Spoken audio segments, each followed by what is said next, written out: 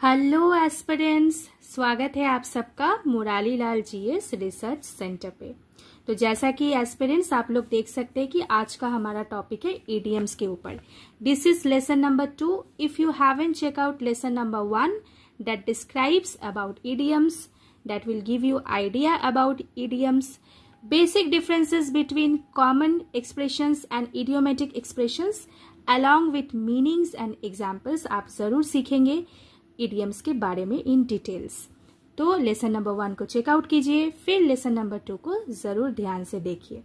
हम लोग इडियम्स की तैयारी ऐसे कर रहे हैं कि आप इस दिए गए एग्जाम्पल को याद रखो, इसके की पॉइंट्स को याद रखो और रटो नहीं, ठीक है। अगर आप कॉम्पिटिटिव एग्जाम्स की तैयारी कर रहे हैं और English as a part of syllabus है, देन आपको बहुत अच्छे से पता है ईडियम क्या रोल प्ले करती है और ये बहुत फेवरेट टॉपिक है एग्जामिनर्स के, ठीक है। तो चलिए बने रहिए, without wasting our time let us start practice. Our first idiomatic expression is a blessing in disguise, ठीक है। तो सबसे पहले डिसगाइज का मतलब समझ लेते हैं। डिसगाइज का मतलब है जब आप एक मास्क लगा ले रहे हो, ठीक है, मतलब जो आपका पहचान है उसको आप छुपा रहे हैं, तो इसे हम लोग डिसगाइज कहते हैं। डिसगाइज समझ में आया आपको, ठीक है। अब ये जो एक्सप्रेशन है अ ब्लेसिंग इन डिसगाइज, इसका मतलब समझते हैं। Something that seemed bad at the first instance, later it turned out to be good, ठीक है। मतलब जब ब्लेसिंग इन डिसगाइज हो रही है तो पहले पहले ऊपर ऊपर आपको देख के लगेगा कि ये तो कितना खराब हो रहा है, ऐसा तो नहीं होना चाहिए था, लेकिन with the passage of time it is turning out to be good. मतलब जो पहले पहले आपको खराब लग रहा था वो with the passage of time it has proven to be good. तो इसे हम लोग कहते हैं ब्लेसिंग इन डिसगाइज। क्लियर? मतलब जो एपरेंट मिसफॉर्चून है उसे आप देख रहे हैं, मतलब जो चीज दिख रहा है मिसफॉर्चून वो turning out to be fortunate, ठीक है। समझ में आया? चलो अब इसके ऊपर आया हुआ एक क्वेश्चन को देख लेते हैं। PYQ है, SSCGD में आया हुआ है question. Appropriate meaning of the idiom क्या दिया हुआ है? Blessing in disguise. Let's check out 4 options. A hidden misfortune, an apparent misfortune, an apparent blessing, a hidden favour. बहुत अच्छे से समझो, टैक्टफुली चीजों को समझो। ये ब्लेसिंग इन डिसगाइज क्या है? दिस इज एपरेंट, मतलब जो दिख रहा है, मिसफॉर्चून, ठीक है। समझ में आया? तो एपरेंट फॉर्चून होगा? नहीं होगा, ठीक है, बिकॉज एपरेंट दिख क्या रहा है? फॉर्चून दिख रहा है क्या? नहीं, दिख तो रहा है खराब, तो मिसफॉर्चून, तो फॉर्चून तो होगा नहीं। क्लियर? तो ये नहीं होगा। हिडन मिसफॉर्चून, नहीं। हिडन क्या है? यहाँ पे देखो, दिस इज हिडन। समझो चीजों को, कैसे आप डिसिफर करोगे चीजों को।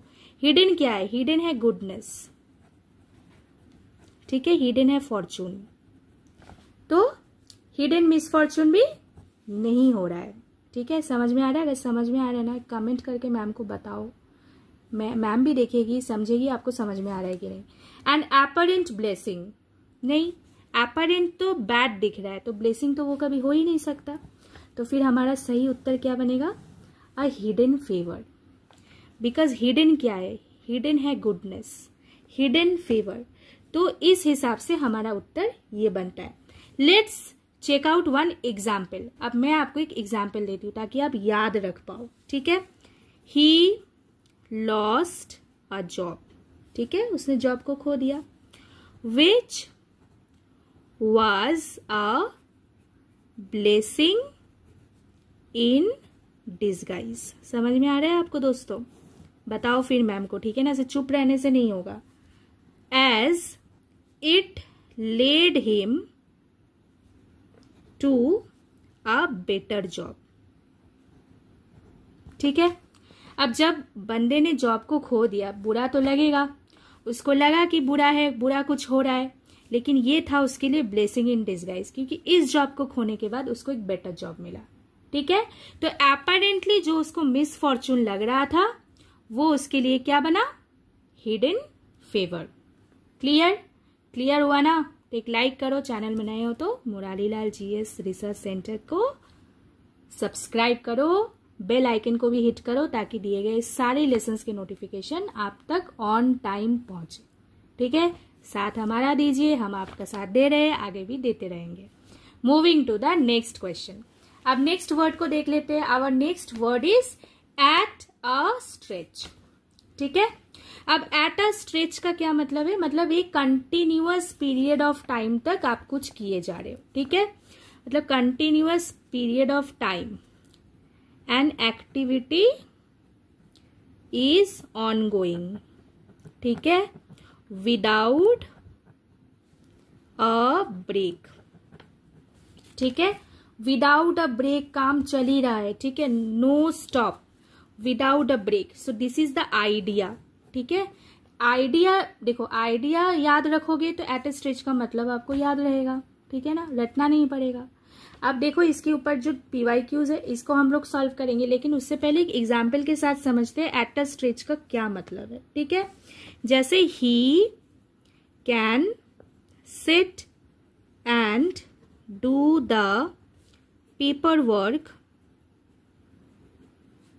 Eight a stretch for hours. ठीक है, समझ में आया आपको एट ए स्ट्रेच का मतलब? मतलब घंटों तक ये बैठ के पेपर वर्क कर सकते हैं विदाउट एनी ब्रेक, तो उसे कहते हैं हम लोग एट ए स्ट्रेच। चलिए अब क्वेश्चन को देखते हैं। एट ए स्ट्रेच का एप्रोप्रिएट क्या ढूंढना है? हमें मीनिंग ढूंढना है फ्रॉम द गिवन ऑप्शंस। पहला है देखिए after some time. No, how this is after some time? हमारा आइडिया क्या है? Activity going on without a break. Duration of time, यहाँ पे बहुत ड्यूरेशन ऑफ टाइम तक वो चीज चल रहा है, तो आफ्टर सम टाइम क्या होगा? नहीं होगा। विद इन अ मंथ नहीं होगा। ड्यूरिंग अ ईयर नहीं होगा। फिर क्या होगा? Without a stop. ठीक है, without a stop. So this is the clear idea. देखो आइडिया को समझो, एट अ स्ट्रेच का आइडिया क्या है? एट ए स्ट्रेच का आइडिया है कंटिन्यूअस, मतलब एक समय अवधि से दूसरे समय अवधि तक आप एक कार्य को जारी रख रहे without a break. This is the idea. ठीक है, तभी आप एट ए स्ट्रेच का यूज कर रहे हैं, इस एक्सप्रेशन का यूज कर रहे हैं आप। ठीक है, समझ में आया ना? कमेंट में जस्ट एक वर्ड लिखो, क्लियर। अपना नाम भी लिखो, अगर चाहे मन चाहे तो नाम भी लिखो, तो मैम को अच्छा रहेगा कि कौन देख रहा है लेसन, कौन समझ रहा है, मैम को भी समझ में आएगा। ठीक है, चलो moving to the next.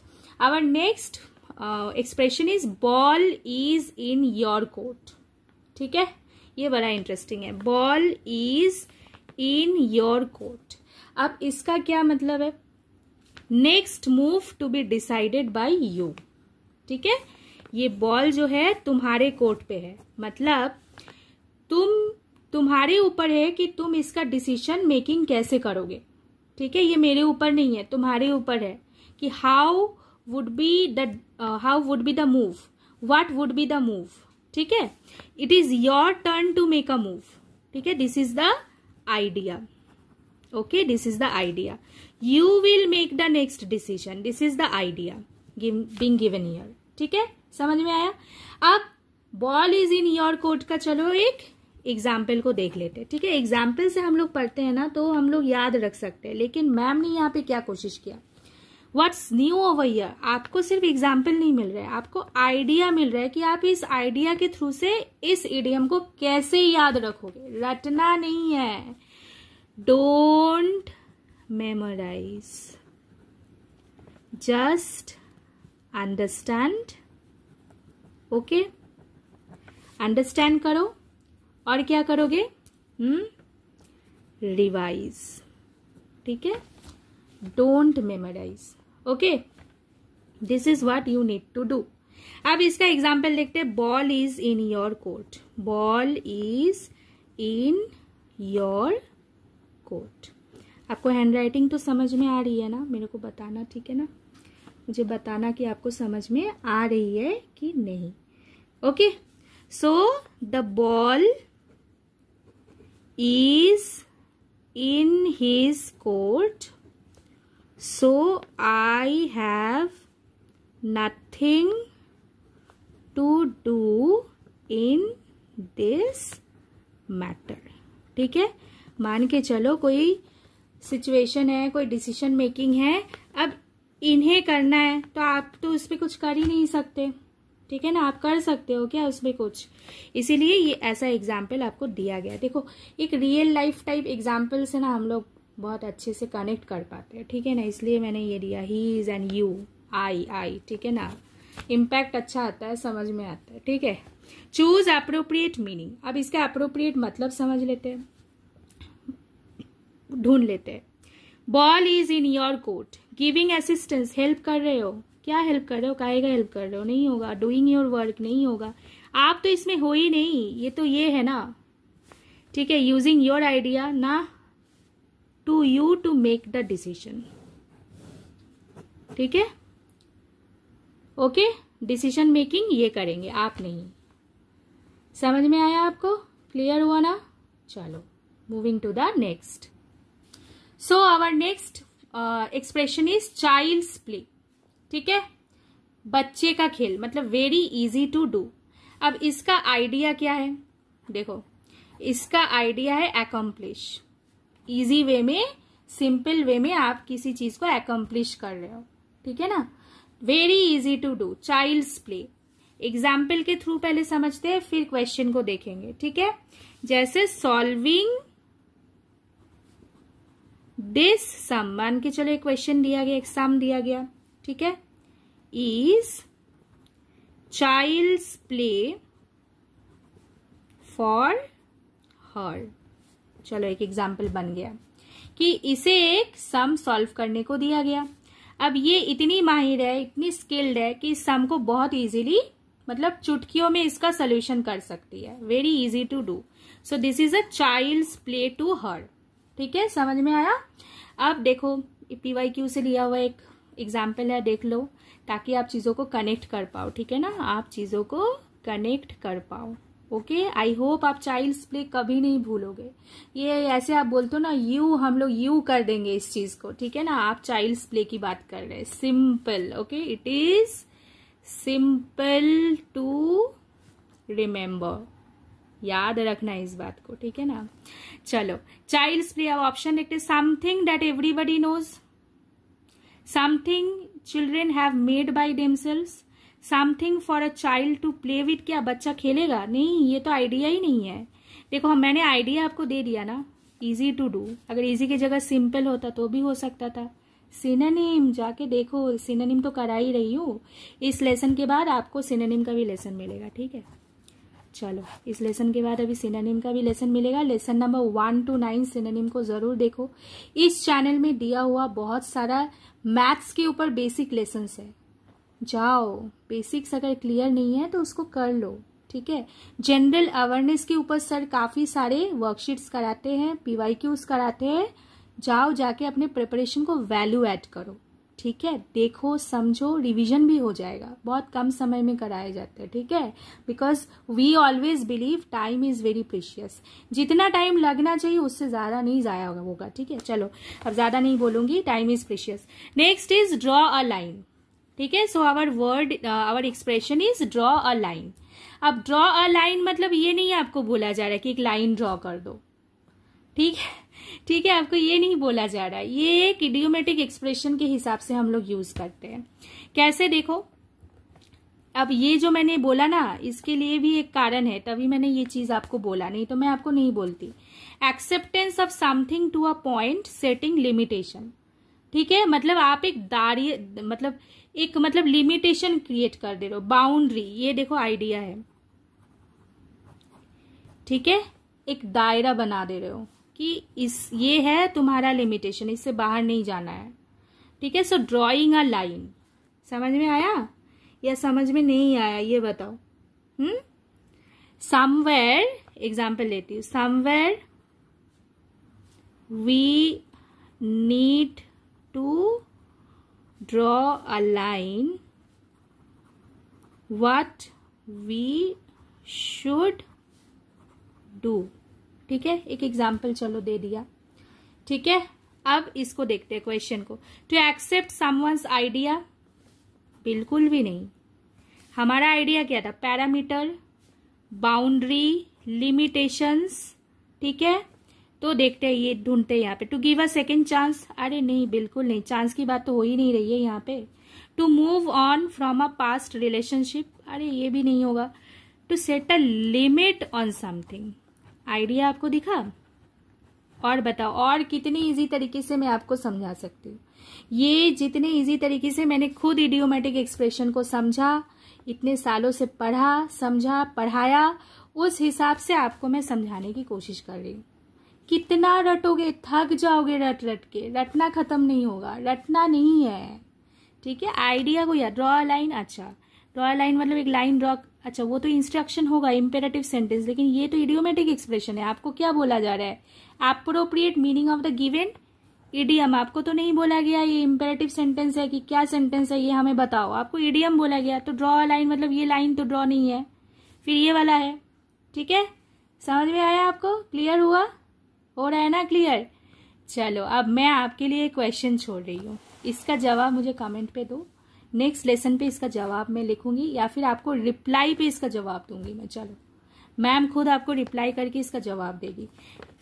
Feel at C, so this is the idiom, feel at सी। मैं समझा दे रही हूँ, इसका जवाब आप दोगे। मतलब फील लॉस्ट और कंफ्यूज्ड, ठीक है, लॉस्ट और confused. This is our idea.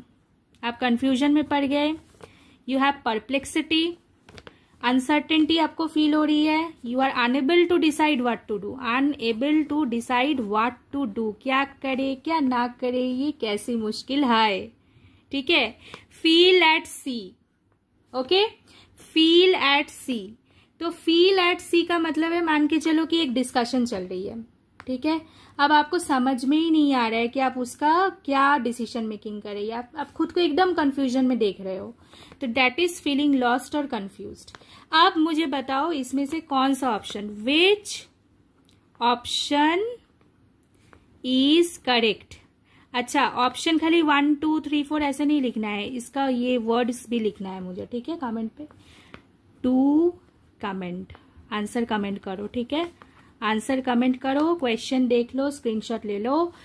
Feel at सी का क्या मतलब? फीलिंग एंग्री, फीलिंग लॉस्ट और confused, feel comfortable while travelling by water और feel C sick. Which one is the answer? Now tell me. अगर आपको अच्छा लगे ये लेसन तो ज़रूर कमेंट करो, लाइक करो, शेयर करो दोस्तों यारों को, ताकि उनको भी सीखने का मौका मिले। अगर मैं उनको सिखा पाऊंगी तो मुझे बहुत अच्छा लगेगा आपके द्वारा। और जो भी मेरे सब्सक्राइबर्स हैं इस चैनल पे, मैं सबको धन्यवाद करना चाहूँगी। आप रेगुलरली आके लेसन्स को पढ़ते हैं, सर भी बताते हैं मुझे कि आप चीज़ों को समझते हैं। हम लोग जो पोस्ट करते हैं आप उनका आंसर देते हैं, हम लोग आगे और भी क्वेश्चंस डालेंगे पोस्ट पे, आप लोग ज़रूर आंसर कीजिएगा, ठीक है। दिए गए लेसन्स है जनरल अवेयरनेस के ऊपर, मैथ्स के ऊपर, इंग्लिश के ऊपर। Go and check it out, okay. Stay fit, stay fine, stay positive. Thank you.